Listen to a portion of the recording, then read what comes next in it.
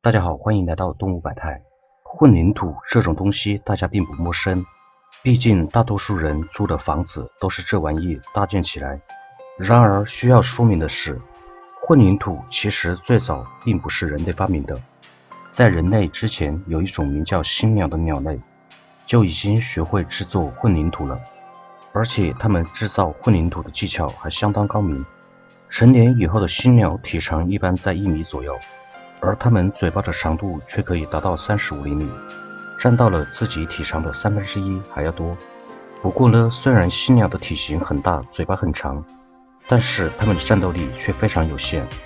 这一方面是因为它们本身并不好斗，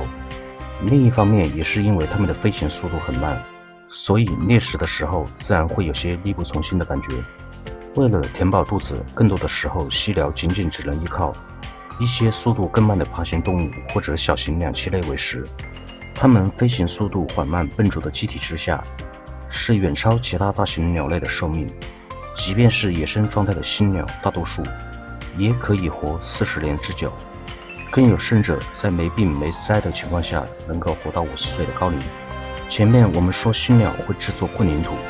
其实新鸟制作混凝土不是为了别的，而是为了自己孩子的安全。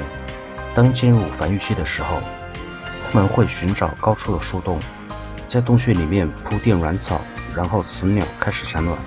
雄鸟则去外面寻找泥土、树枝和草叶。原料运过来之后，雌鸟会分泌出口水，将其制成混凝土，然后将洞穴封住，只留一个用来喂食的小口。由于新鸟制作的混凝土非常结实，所以几乎可以抵御大多数的猎食者，哪怕是狡诈的猴子或者是蛇类也无法轻易侵入。